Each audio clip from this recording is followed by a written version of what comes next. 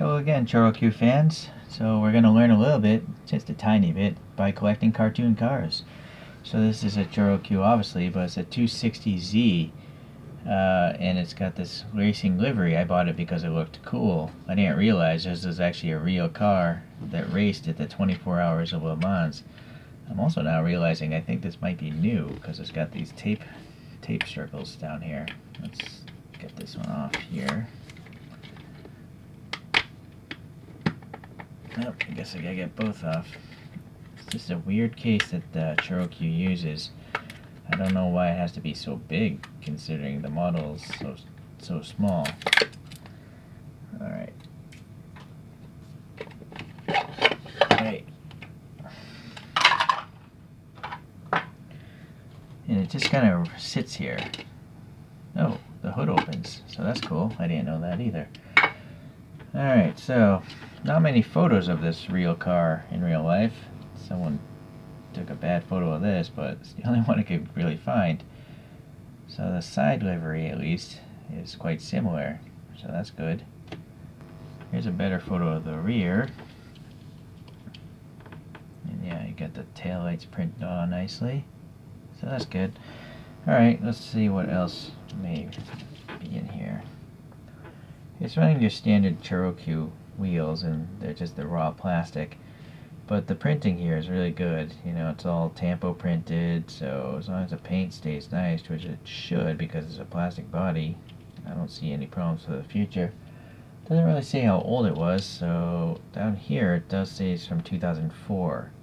The base seems to be painted blue, and the reason why is because I think this part of it's all the same plastic, right? Yeah, so that's why they painted it. And then it's got nicely painted orange reflectors or turn signals, I'm not sure. These are just silver painted, but they have the little rivet marks here for the covers. And then this engine is really good as far as the panel gap goes. Like, look how tight that is. It's amazingly tight. This is a normal molded in gap. That's just as good. Here it's a little bad though on the side. So then, yeah, that's really funny. Just a sticker. It's just a color sticker of an engine. So that's really funny to look at, I think. Okay, anyways, I'm not going to display it with the hood open, so I'm not too concerned about it. Just some little rib detail here. Scion Autos, 2001. Okay. Yeah, I don't know. They may be a car dealership, if I had to guess. So this smoked plastic actually isn't as dark as usual, because you can see the gears of the motor there. I don't know what these are again. Are they just badges or the fuel filler? Anyways, it's not a symmetric paint job. This is a 73 here, but it's not on this side, so that's interesting. And actually, that is accurate to the real car. Okay, interesting.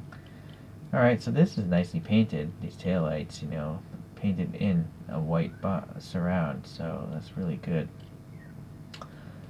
Alright, well, oh, there's a bump here as well, but no paint on that. And then this wing, it seems to be a separate piece actually, you can see a pin right there. So, a separate piece for the rear wing. Alright, pretty neat.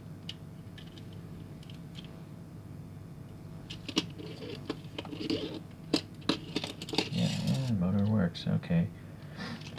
Alright, we're going to do a wheel swap. I looked at those photographs, and I did the best I could.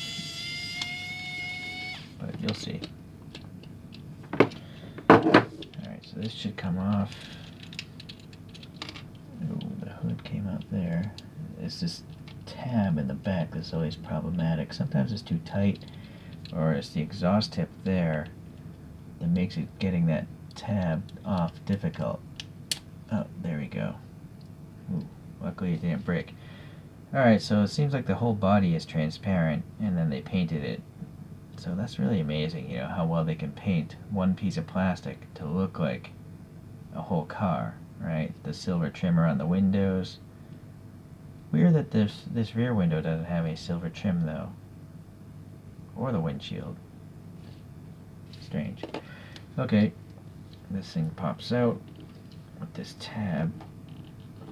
I don't know why that one's so strong. Okay, so that comes out. I'm going to pop in my own 3D printed motor housing. And I can screw this together. Oh boy, this is a little pain here.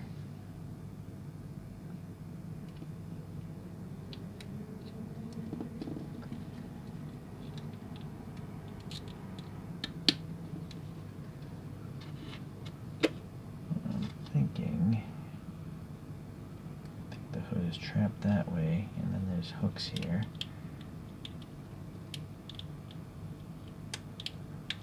Alright, yeah. Alright, so that wasn't too bad.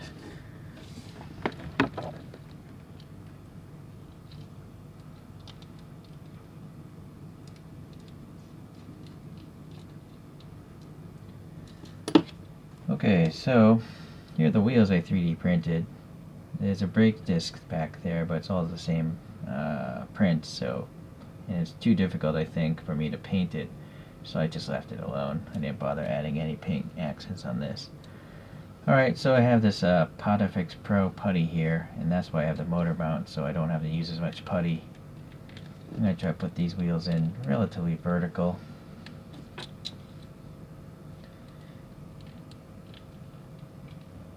Maybe too much putty there. Okay. Front wheels.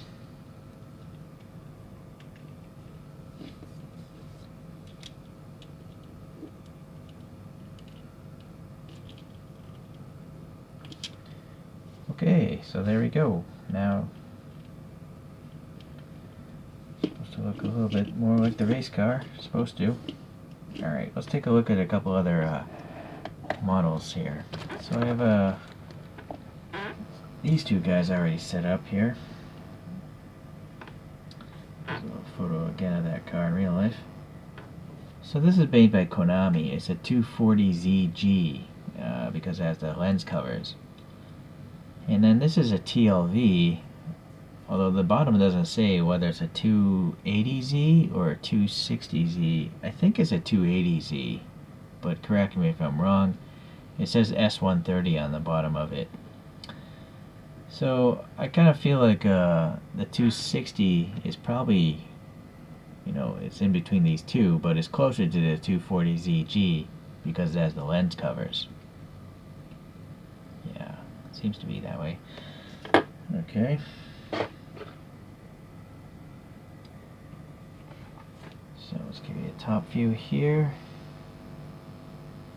And I'm going to put out a couple of ChoroQ's other ones. Here's a regular 240 ZG, and that has some 3D printed wheels on it.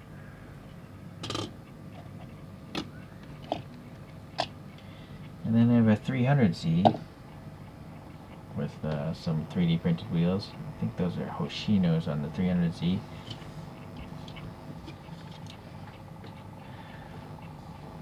So you'll see the steering effect on this one is really radical because that putty stuff is really great. You know, you can just squeeze it to however you want it to be. It's not pretty to look at on the bottom, but from the top you would never even know. So that's why I use it. It's such a crazy. It's like supposed to be turning into something at a really dynamic rate. All right. I guess that's enough for the comparisons.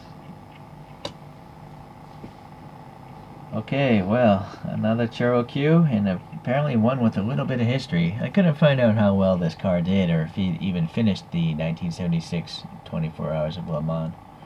But it's interesting to know that Datsun or Nissan entered a car. Although I'm not sure if this is officially by Datsun or if it's just a private vehicle. Well, you know, since it wasn't winning the race, there's very little history on it, and so that's why it's kind of surprising to find, you know, models or toys of real cars. You know, you just buy the toy or the model because it looks cool, and then later on you realize, oh, this actually was a real vehicle in real life. So that's what I find interesting about collecting toy cars. Alright guys, I'll see you in the next ChoroQ review. Thanks, bye.